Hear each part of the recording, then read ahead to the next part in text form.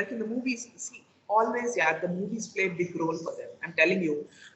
We have amazing Padaipa movie here, Rajinikanth. You know Rajinikanth? Yeah. Yeah, so I love Rajinikanth. I'm a huge fan of Talavar. Okay, so his movies I'll die for and I'll watch it, all that. But in one of his Padaipa movies, he'll hold the spectacle cobra in hand, and that's his intro scene. Dun, dun, dun, dun. So everyone like full whistle and all. Great. In real life, it will damn like put it on your head, and you don't do that. It never works in real life.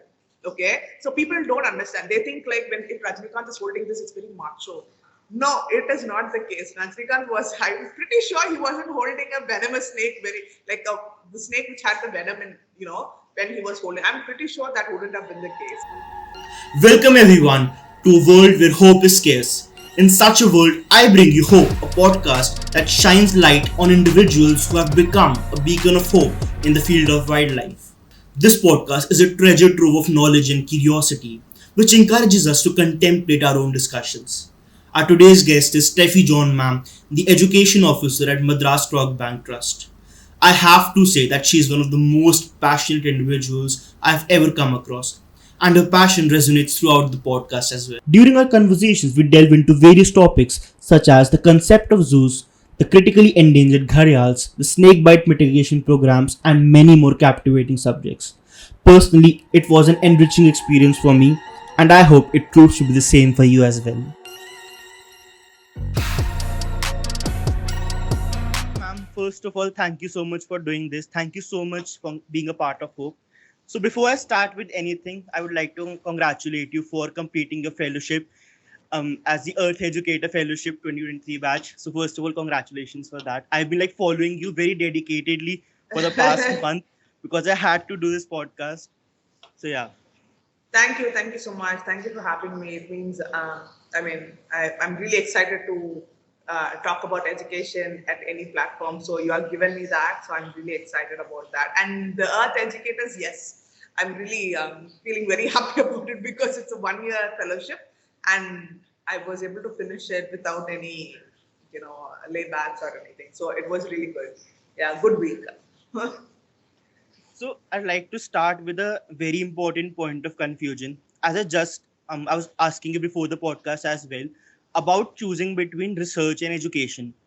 I particularly feel that any research or wildlife enthusiast fights a battle between choosing research or education. So for you, how did you choose education? Like what I personally like to call an itch of passion. It might sound very funny, but what was your itch and why did you choose wildlife education only?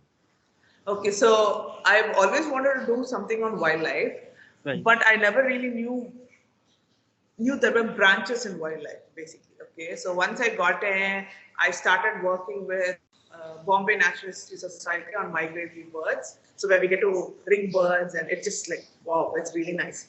But at the same time, when people come to the center, I give a very generic talk about birds, how migration is important, how the population has gone down for the past 10 years, and all that. I really enjoyed that part. Okay, I was like, oh, this is nice. That's how it started.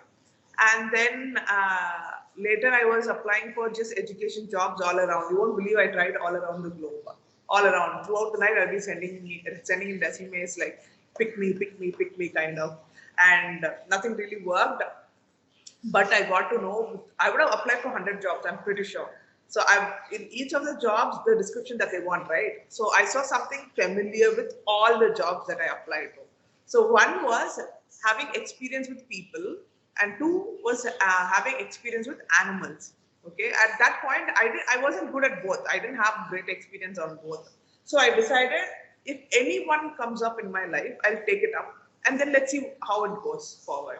So that's how I kept applying, and I got a job in Discovery Kids Science Adda. It's in Bangalore, and I worked with them for 2 years on science projects like friction and pH, chemistry, this and that. The things that I never wanted to learn in school, I ended up learning there. And my mom was really happy because at that time, I never learned it. She's always like scolding and all that. But this time I have to learn because I'm the teacher going and teaching the children there, right? So she was very happy, like karma gets you at one point. So I had to learn everything. and then go to schools and have like an hour and a half session with them, with bringing up all the projects and talking to them. And maybe sometimes teachers will join, but mostly it will be children. So I like explaining in a very simpler way, like why do we need spike shoes for the athletes, and why not run in barefoot, and why does our foot have a really curve in that. So you find it difficult to run on a beach, but not so difficult on a tar road. So what are the points that touches the ground? So less friction and all that. So it kind of connected to the day-to-day story, and I enjoyed it. Then this opportunity popped up. So I was like, fine, let me give it a try.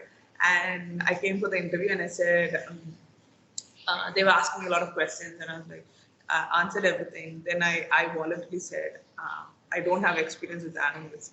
So my current boss, she said, that's okay. You have experience with people, so that should do. You will learn the animal experience at any time. So that's how I got this. So somewhere I was like, making that decision was very right sense that I did it, because I don't know if I was still looking for both at the same time, I would have still been looking, is what I feel. But right now I have both the experience. So that's how it started. And research was something that I like, interacting with people and animals together. Like it's like a bridge. So you get all the scientific information, all the very nerdy things where local people can't really think of or understand it. Get all it and put it in a way where the local people, like general public, can understand in a very simple language, stories, fun, creative activities. So it's like me acting like a bridge between the scientific world and the general public. So I really enjoyed it, because I thought, I understand people do amazing research, but compared to the world population, we are like point somewhere in research just on science. But the other local, the general public, the population is way high, where they're not aware of what's happening. So maybe I can help in doing that. So the habitat can be saved, or they find empathy towards animals. So that's how it started. Like I personally feel that the most curious minds become the best curators and the best educators as well. I should take this tagline from you. Yeah. So like, what's the best part of education for you?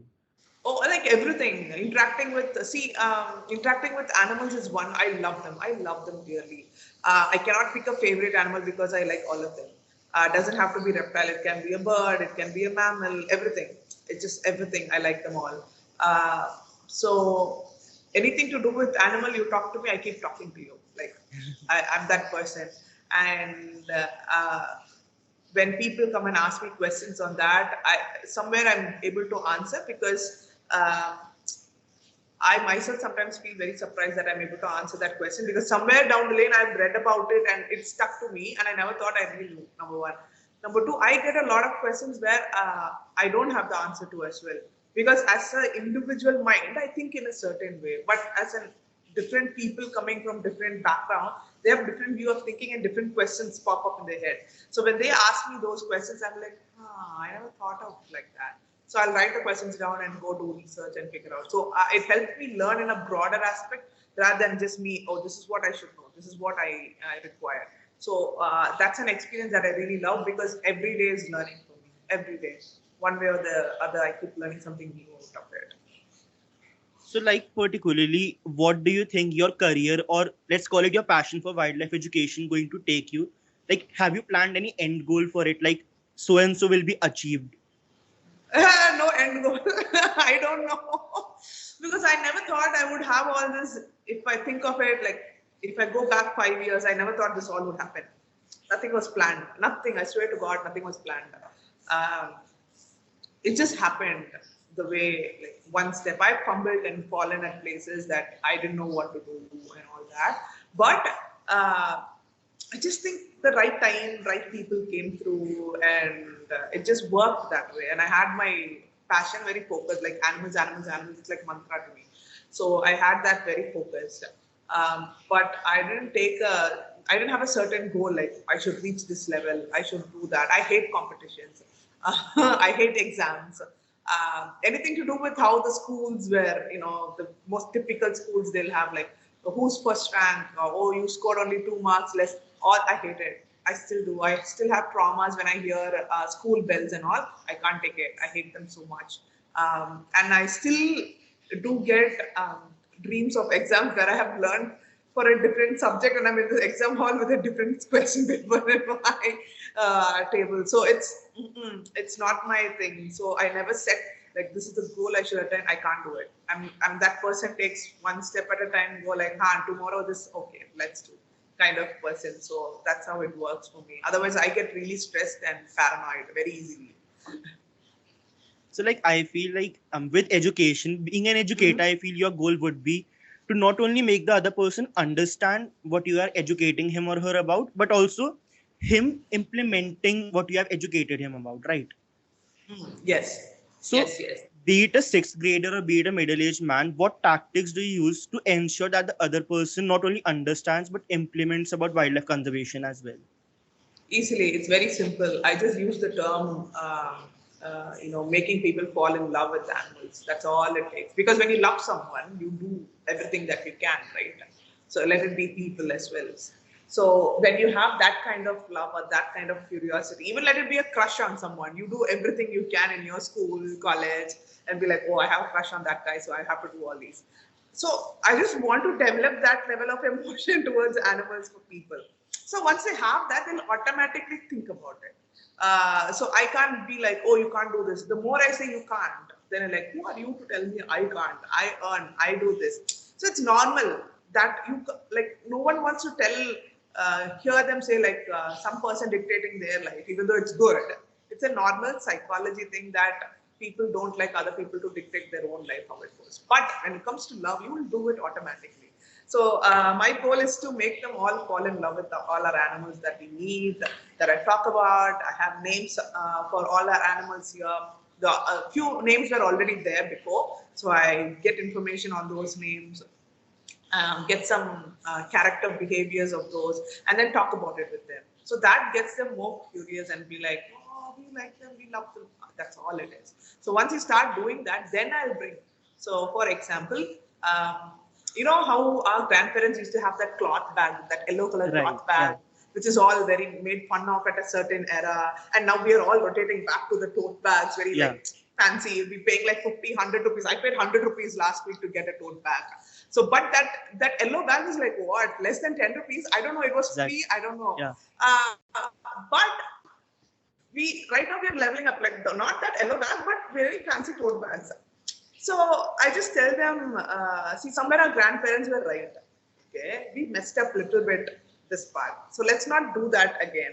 So have a bag with you in your scooter or car, your handbag, anywhere you go, so you can avoid getting plastic bags in hand. Have a tote bag or even yellow bag. That manjapai is also awesome. I don't mind that. So have these bags with you to protect, or you might think what one person is going to do and all that, but if you keep saying that, no one will do it. And I don't expect people to say like, hey, I am using bag, you should also. No, people automatically will see you and they'll change it, because that happened to me. When someone was using it, I asked what is the reason. There was like quite some years back. Then she was like, no, it's not good, it's reusable and all that. And I didn't change immediately. It took me time, but she's always in my mind because she was someone who kept telling that we have to use these bags so that we can save the planet, less plastic and all. So now I use, majority of the time I use my tote bags. Yes, there are certain exceptions when I go without, all of a sudden you go to the shop and without any bag, that time it's like, I can't have it all in my hand. Then it is like, I scold myself, I get very guilty when I get a plastic cover. And when I go with someone, when they don't have the bag also, I don't let them get the plastic cover. And I make them put it in their backpack rather than getting a plastic cover. So I do these crazy things as well.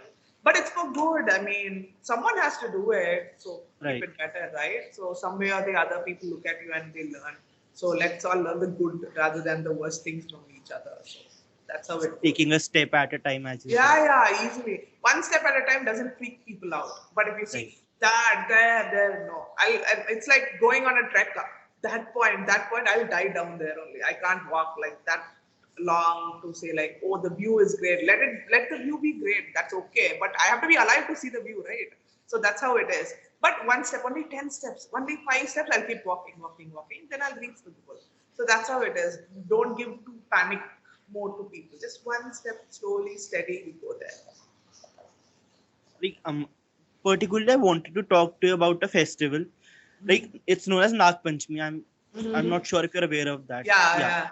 So there was a time when I started like my interest in wildlife, I would say. So I wrote a blog on Nagpanchmi. The first blog I wrote, the 2 days after, I literally got a threat to put it down because they were like, no, you cannot talk about any festival or ritual like that. Yeah. It is true. That's what our ancestors have been talking about. You cannot just say that they were lying to us, or maybe they were not true to us. So like, what do you think about Nagpanchmi, and is any significant step taken to improve the situation? Like, not improve in terms of the ritual, but improve in terms of saving the lives of the animals. Okay, it's very simple. See, India is a country that they're very religious, very cultural, which is great. It's diversity, like because we attract a lot of people from around the globe because of our culture and diversity, right? Right. So when people are following certain culture for years and years, it's very difficult for us to go tell no, it is not right. This is how it is. It's they won't be able to take it, and also it's like you telling you've been fooled, which is very hard for them to take it. Even as I'm thinking of their point also. So it's very difficult for someone to you go and tell, I know I've done my research, this is wrong, this is all bad, you've been fooled around. That's very hard for them. All their life. Imagine like a 60-year-old done all their life. I'm like, all my 60 years of life, I've been fooled. Right. Who are you to tell me that I've lived a very bad, life? So it's very sensitive. We cannot taunt people like that because they've been immersed in that culture throughout their life. So what I would suggest is when you have so much love towards your culture, and animals are always involved in the culture, right? Even in Nagpanchami, you pray for pray with the snake and all that happens, right? The prayer goes to the snake, you're respecting it and all that. So I would suggest when you have so much love towards your culture where the animals are involved, let it be snake or tiger or elephant, anything. Why can't you show this like the same amount of respect when it comes to conservation? That's all it is. So when you see an animal in a cultural aspect, you keep your hands like that, and or you pray however you want to pray. But when that moves towards natural habitat and you see them there, you think a different is our place, not yours. Right. So either you kill it or shoo them away or destroy the habitat. Something happens. So I'm always confused where like what is there in between that is messing it. The same snake in the culture you respect it. The same snake in the habitat you kill it. So I don't know where Exactly. that works. It's something a huge question mark. I keep asking people, what do you think? What do you think? So it's something that I'm fond of understanding. But at any point, I'll never blame a culture because it's something they've been taught to years and years. So I would, no matter how we feel right now, I would always respect it, but not go and encourage it. There's a yeah. So like every year, around 60,000 snake bites take place, right? That day I Yeah. was talking to my brother and I just asked him that how many deaths do you think snake bites lead to? He said maybe 600. I said like think a bit higher. He said maybe 1,000 or 2,000, and you were shocked to know it's like 60,000. So I want to ask you that Yeah. why are these snake bites like towering again and again, and are the numbers coming down? The numbers are not coming down. It has been increased from 58,000 to 68,000 right now every year. One, it's not a lot of awareness about it. That's how the line is no awareness on that. Meaning, they've always looked at snake as a predator. All these Nagani serials and movies that play snakes in a very vilified way makes them think that all snakes are wrong, even if it's a common like a trinket snake or a wine snake. They don't have. I mean, wine snake has a little bit, but you'll still be fine. You won't die out of it. But the trinket snake is fine. The rat snake, Indian rat snake, it's like a beautiful snake which is still being killed, thinking it's cobra. Or even though they know it is not a cobra, they still kill it. So people think all snakes are venomous. That's one that I've noticed and I've heard of. And all those stories and fear, movies that play a huge role that really Anaconda got Part them. 3. Yeah, definitely. All that. And even when people ask me, aren't you scared of snakes? This, that, it's like the fear is there, of course. Like a very healthy fear is there. If the snake wants to be like not in a great mood, he can give me a bite and be like, Steffi, not today. And I have to take it. I can't be like, all this while I held you, I did this to you, you can't do this. Because I can express, I can use my language to express how I feel. What will they use? So that's how they communicate. So it's something that people have to take time to understand.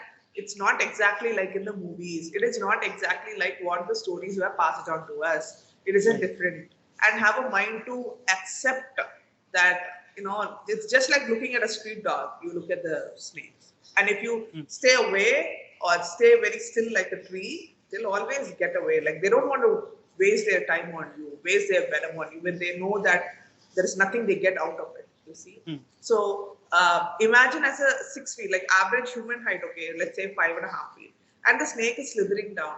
So for the snake to look up and you just jumping here and there out of fear, you look like a huge giant moving, and the snake doesn't understand anything. So in its mind, it's all like, I have to defend myself. That's all it thinks. It's not about I'll attack. I will do this. It's more of defending. From our point of view, it is an attack. From the snake's Mm. point of view, it's a defending system. So Mm. it's just moving. Imagine like a huge giant. Like imagine an elephant is running towards you, and you will you be quiet or will you start doing something? Right? That's how it is. Right. So when you're very still, they are also like they'll calm down and they'll be like, like a tree, and then they go off. But unfortunate situations do happen. I've heard of cases where someone is walking and fell from the tree, bit them over, and they died. So all that is there. But a lot of percentage of this can be reduced if proper education is given to when people come across a snake, when people get bit by a snake, or how to avoid snakes. So all Mm. this would help a lot. And like, are these bites primarily happening in the rural areas or the urban settings? Both, yeah, both.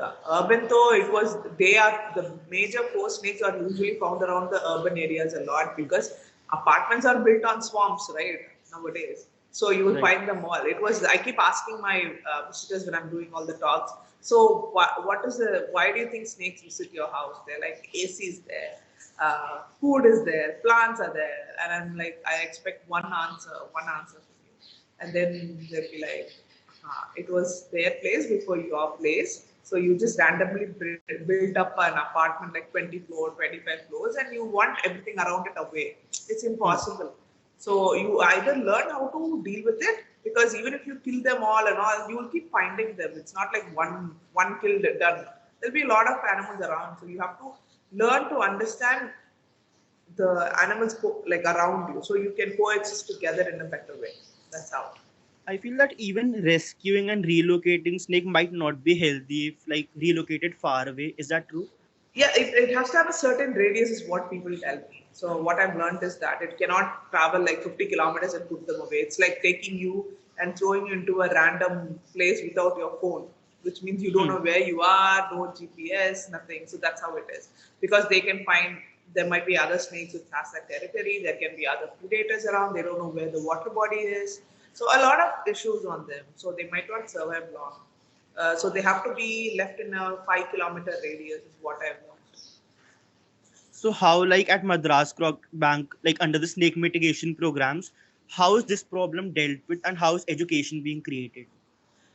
We have a specific group team department for this, where they go around, create policies and all that. But for the local visitors, we also have the Irular co-op, which is right now waiting for the GO to get up. Every year they have to get approved from the government Hmm. to venom extraction. So right now it is closed. They'll open in a couple of months again. So even them extracting venom and showing it to people, then they'll also give a very nice talk. So that's what I really like about the Irulas, because before the 76, before the 72, the act, uh, there were people who skinned all the snakes, sold Hmm. them for belt, this and that, a lot of snakes. But after the 72 Wildlife Act came through, their livelihood was completely like it's based on that. When you say you can't do it, I don't know what to do kind of situation. And Hmm. they're really good. They'll see one mark and be like, this snake went there, and they'll go find it. That's how amazing they are on field. And it's something that even if you work with them, you see all that, you won't inherit the way that they have got it in. Hmm. Okay, so but when things were shifted, our co-founder Romulus Whittaker was someone who was a major part of it, who said, "You're so good in catching snakes. Why not help people by producing, by catching all the snakes, extracting the venom, and giving it to the medical lab? So you help people also and make money out of it." And that's how it started. Now you should see how their mind is like, "Oh, it's God, it's giving us money." And that's how they treat it. And the way they walk when they see any snake dead, then I can see that they really feel sad for it. So that's how it has shifted entirely from, like, in what, last 40 years, the entire shift has changed towards it. So it's always about education, and also dependent. The livelihood is dependent on it. When you give an alternate one that still works, they're ready to change. But you can't be like, "I'll take it away, go find your thing by yourself." Then it is a mess. But if I take this, I give you this, they're happy with it. That's how. And education. Education is the only thing that works. Educations are not high-fi school education, just general talks and stories, that get people really excited.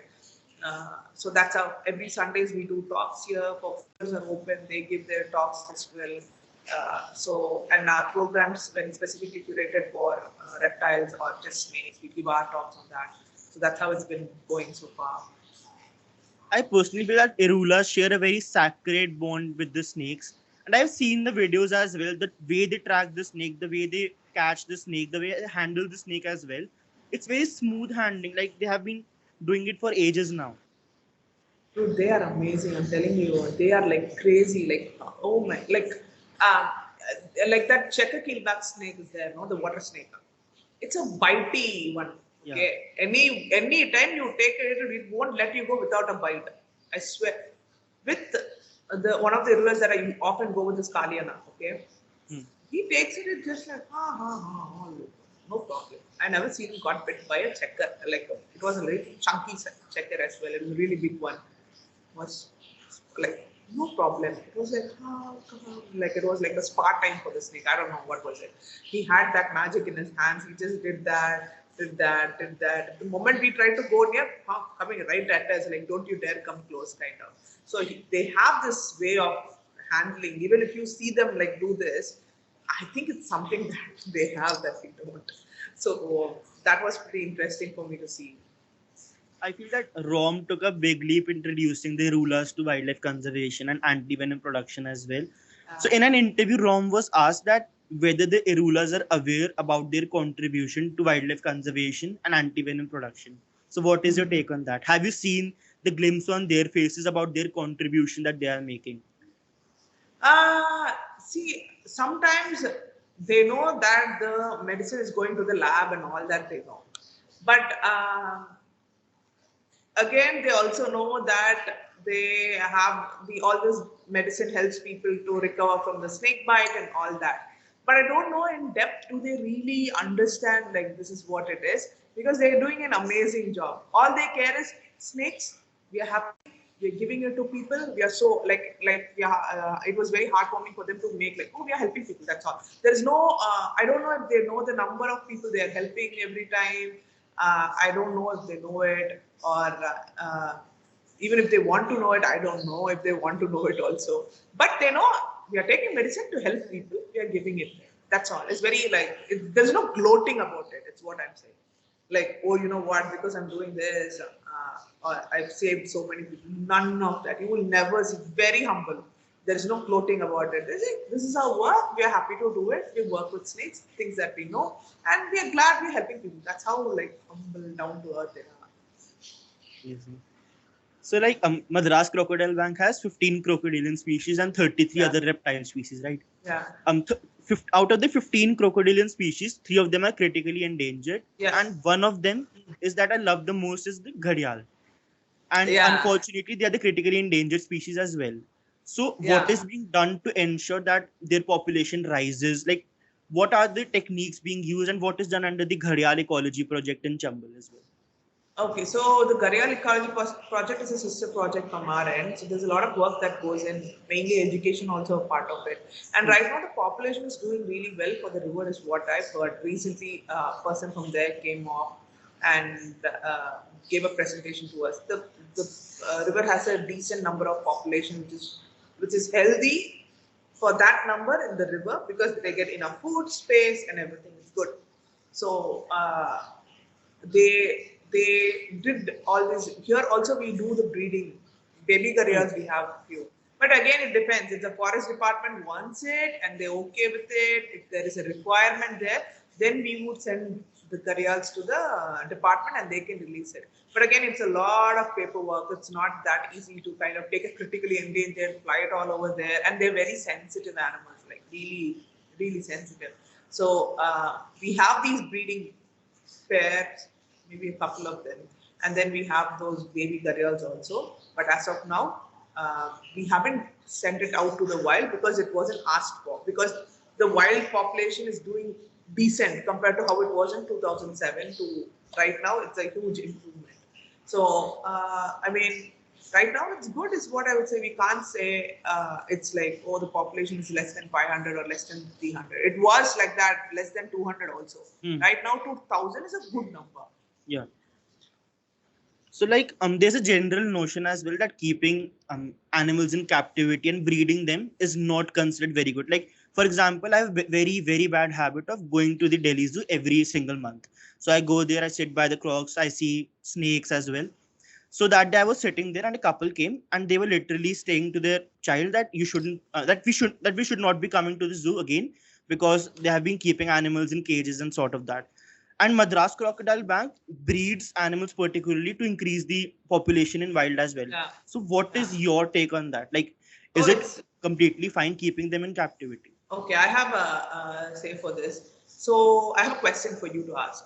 When was the first time you ever saw a wild animal, like proper wild, that you remember of? I'm not in the city much. You're not in Yeah. the city. So you go to a zoo, you see an animal.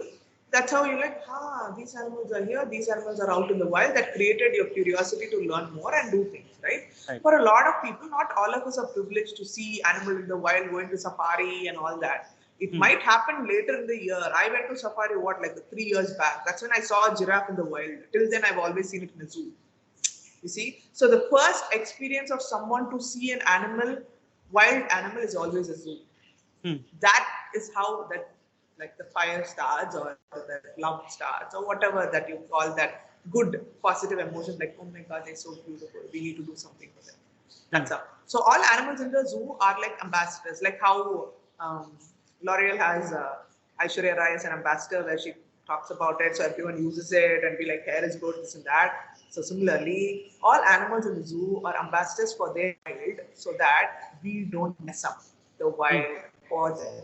So they are telling, I need this, we need this is how long it takes us to breed, this is how the climate change affects us. So please don't do that to us. So stop doing that in the wild. That's how it should be. That's how it should be taken.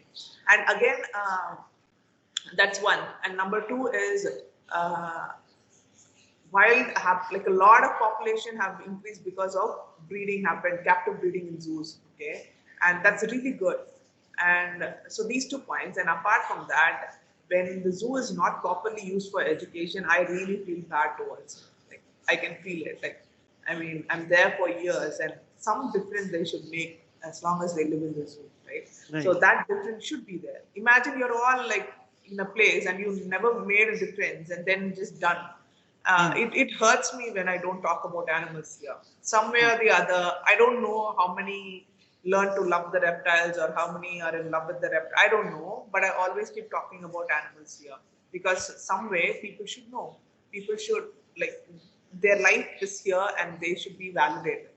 That's how I think. And a lot of people are against this whole captive holding this and that. You're holding it. And then you stop creating a mess in the wild. You won't hold it. That's how simple it is. As if we don't hold it, are we all stopping everything? No, right? What are we doing? Chumma talking. Doesn't make sense. It's just rage. I get raged when I do that. And I understand how people feel like, yo, power, it's locked inside. I get it. But it is all here so that we don't mess up what is out in the wild. So we value that and not mess up the wild. And also, I think India has over 150 zoos right now. think it is enough. I also, it's just not good to keep adding zoos again and again. I'm not a huge thing about that. But I think with what we have, it's time to learn and understand the wild, and so that there'll be like a proper population and everything will be better that way. Exactly, like what I feel that increasing the number of zoos has dropped the quality, because I personally witness animals going through zoocosis. They are just running in a circle continuously for Welfare is days. important. Welfare, animal Exactly. welfare is very important. If that is not there, it's really painful. See, for us, it's reptiles. Okay, reptiles are they're very chill out. They're like, Hmm. okay, kind of. And there's a lot of space in. We have nurseries, we have this that. But for a mammal, it's very difficult to be in a confined space. Like you said, I've also seen going in animals Yeah. going in round and round. It really hurts me. I do get it. I do understand when people say I can't see this, what, like use all the bad words and all that. But I agree. I feel it too. But that's how it's going to be. Certain things are hard to accept. I don't like seeing birds inside the enclosure. I don't like it. It hurts me bad. I mean, it really hurts me bad when I see birds very specifically, because when they can fly like from this to that corner of the world and all that, and they are just in that space. Even though they're properly fed, vet care is given, all that in a very well maintained zoo also. I personally feel it's like it hurts me bad to see them there. But why are they there? Because we messed up. So we Hmm. better learn about it and don't mess up the places that they are in, so that we'll have a better, hopefully things will change and we don't have all these animals inside. So that's the thing. Like since we talked about keeping animals in captivity, an animal that I read about and was utterly fascinated to know about was Jaws, the Yeah, giant saltwater crocodile. So what's the story behind the giant? he's a massive boy, so very good individual also. The species was amazing. Specimen as a specimen, he was like, whoa, has a character to it, has has a tolerant effect, like such tolerable animal, it tolerates humans so good. Um, he was 70 feet long. He was one of Asia's biggest animal. So when I joined here, that's when I saw him. Like every Sunday, 4 o'clock, there'll be field talk. You should see that boy like exactly ready for his field talk. He knows his clock ticks when it's Sunday 4 p.m. And people from all around the world would come and look at for him jaws feeding and jaws feeding time and they stay back also. Even if they come morning, there'll be times they'll just hang around the zoo and wait till 4 o'clock, or if they come early afternoon, they'll wait till 4 o'clock to see. And people get really close to him because he's very used to it. Right. He's he doesn't he reptiles are intelligent. They'll always know you through your voice, your smell. They can look at you, all that. But he at the end they always tolerate. It's not like, oh my friend, I love you kind of. No, they tolerate it. Okay, he's such a good individual. People get super close to him. He's massive. Okay, and feed him, make him walk around, do all that, and talk. So he was 50 years when he passed away in 2020 Jan exactly. So we didn't want to lose his presence, kind of like physically. Hmm. So after his demise, we had a skin for get it for leather, like properly pin it. So we have a proper display of a skin in the education sector where people can still come see Jaws skin completely spread out and all that. So we wanted his legacy to keep going, staying like on and on. We didn't want to lose him because he's such a like wow individual. Right Hmm. now we have a guy named Thor inside. He's 34 years old. Dude, he's complete opposite. He doesn't have a stop button. He doesn't care. He cares only about food, nothing else. So he's also a saltwater crocodile. He was captive born at the Croc Bank, 34 years old.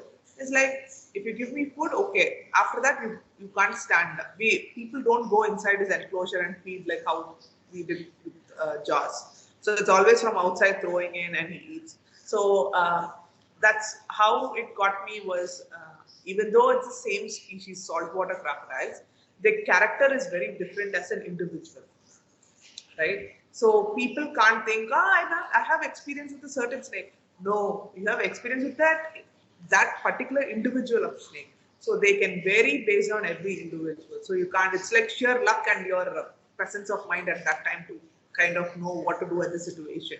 Uh, experience helped, but at that time I don't think it does. It's a lot of prayers and lucks and your sense of mind working that time. So that's how it is. So this guy is already 15 feet long. So we are hoping, fingers crossed, that he might hit a really good length when the time comes in. He's only 34, so he has a time to grow.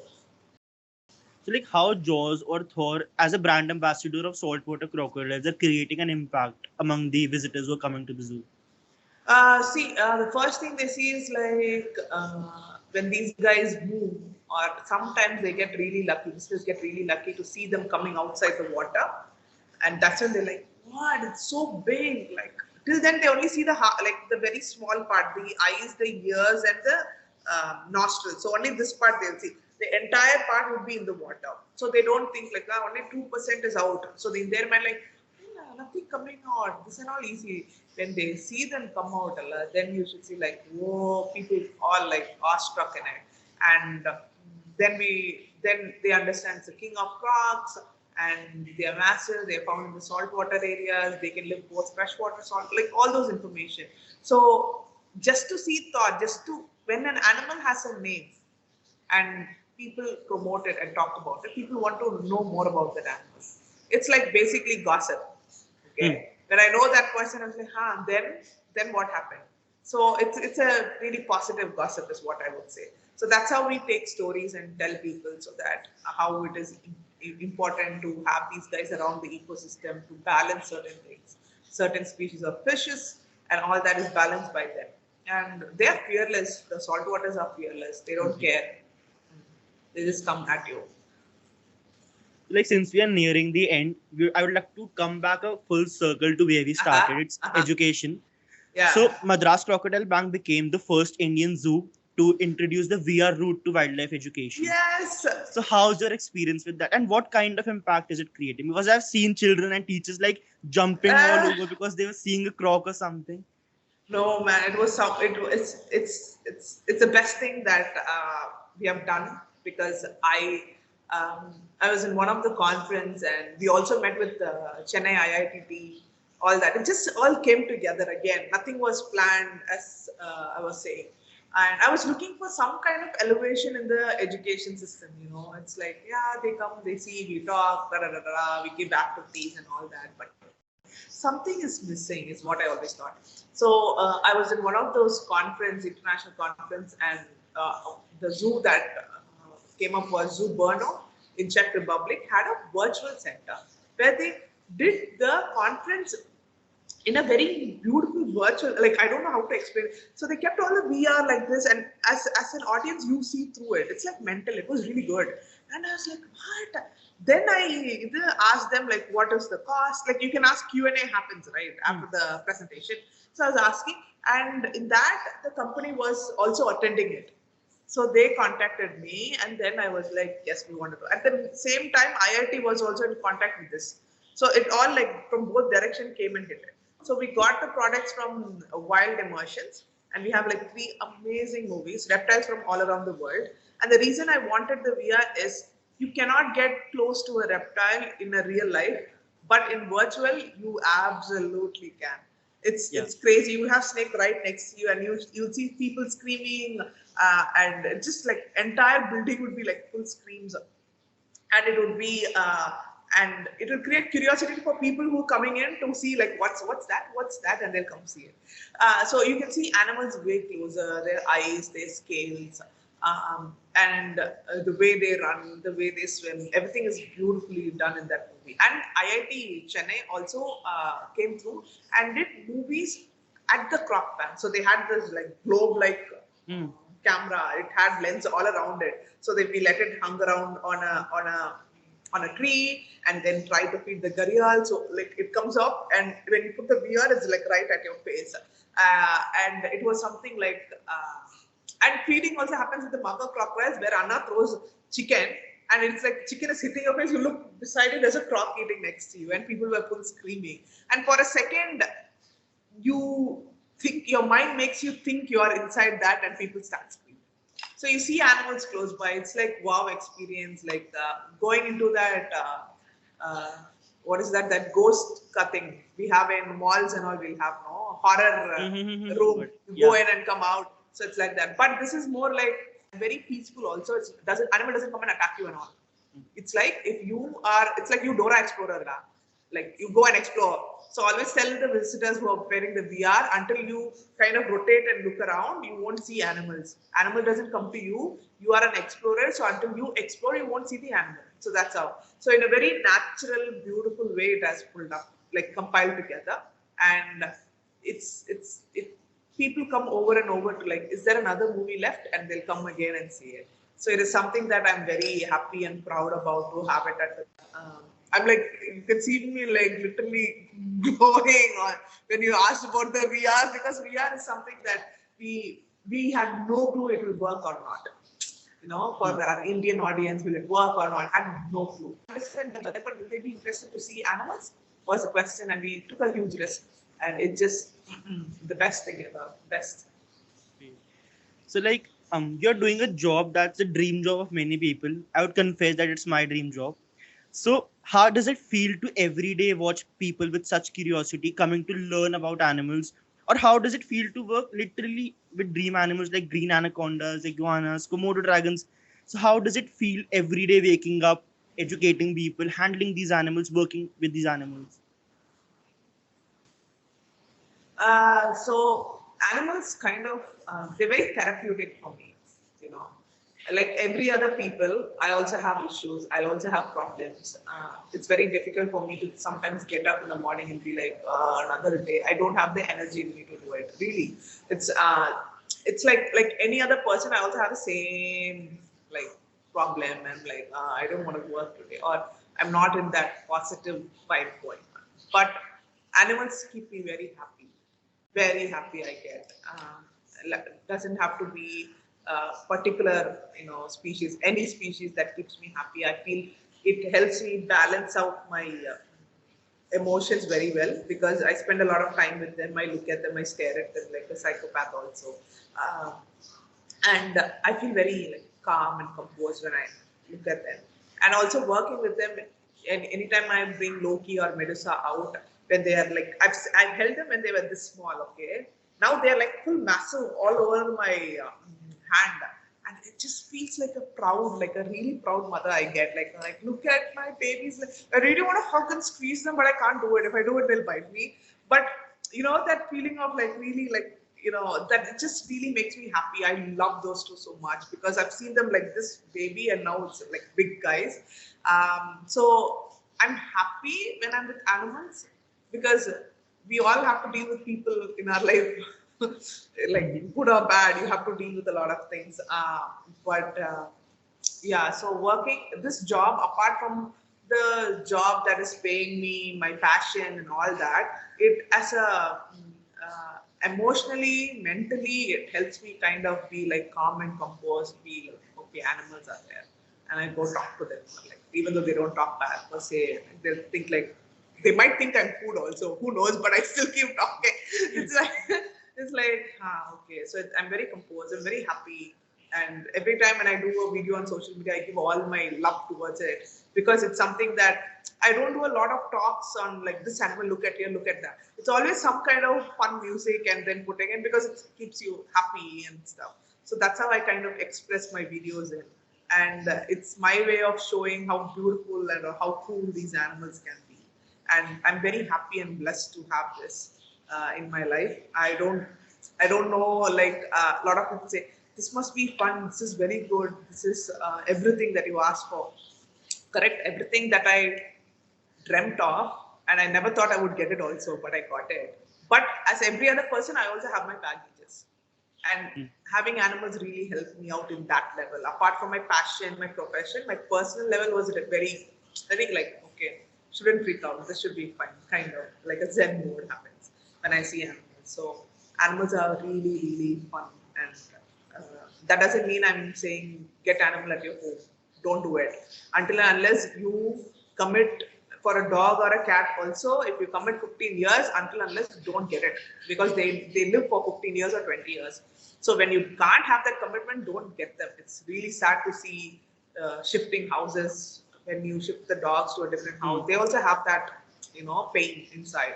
So don't do, and no, I don't support any exotic pet trade also. People keep asking me, should I get snake as a pet? I was like, no, you don't. You don't get anything as a pet. Even if you're getting dog or a cat, 15 years commitment, okay, then get it. Then otherwise don't.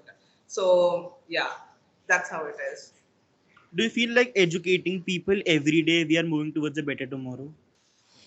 I don't know if you're going towards a better tomorrow, but I know that I'll do my best to, like, in my life to educate about animals to people, because that is always going to be there with me every time.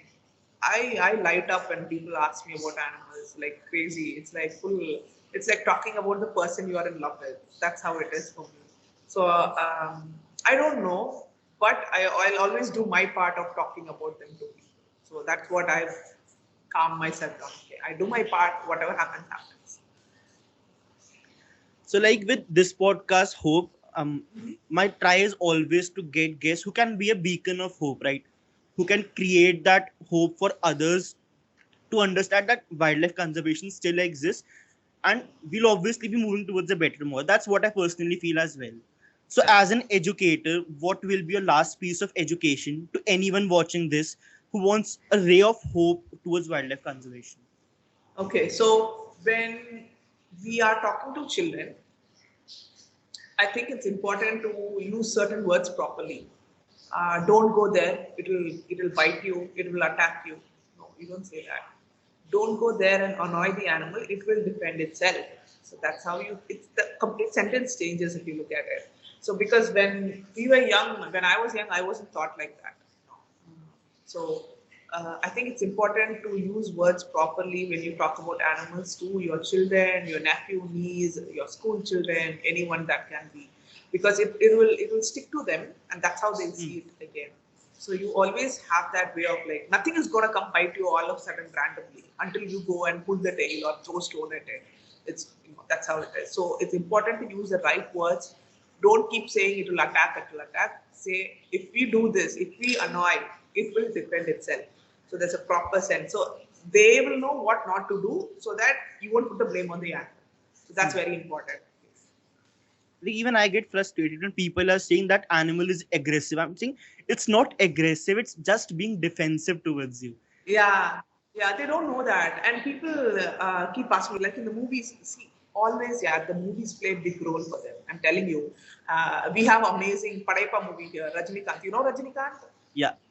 Yeah, so I love Rajinikanth. I'm a huge fan of Talavar. Okay, so his movies I'll die for and I'll watch it, la la, all that. But in one of his Padaipa movies, he'll hold the spectacle cobra in hand, and that's his intro scene. Dun, dun, dun, dun. So everyone like full whistle and all. Great. In real life, it will damn like put it on your head, and you don't do that. It never works in real life. Okay, so people don't understand. They think like when if Rajinikanth is holding this, it's very macho.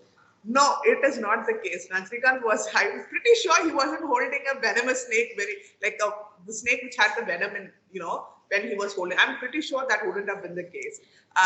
So one is feeling very macho. And if I hold snake, if I catch snake, it's macho feeling. No, it is not macho.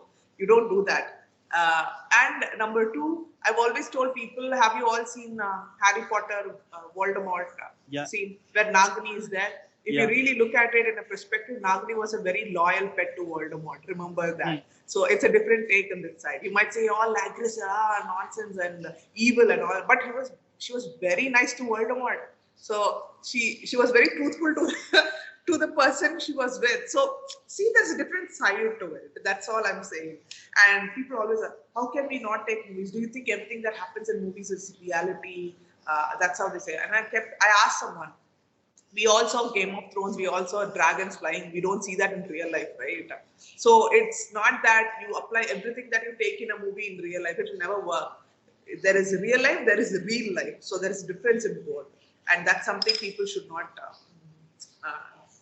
until and unless it's a BBC documentary from David Attenborough or someone, do not take it into consideration in real life. So no, yeah. Thank you so much, ma'am, for doing this. Thank you so much for being a part of Hope.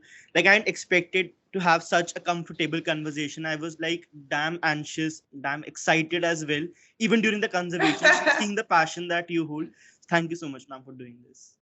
Thank you so much. Thank you for letting me talk about what I love. Basically, you didn't ask me anything hard or anything like you just let me speak about things that I really in love with. So it was just easy, and it was nice for me because I keep talking.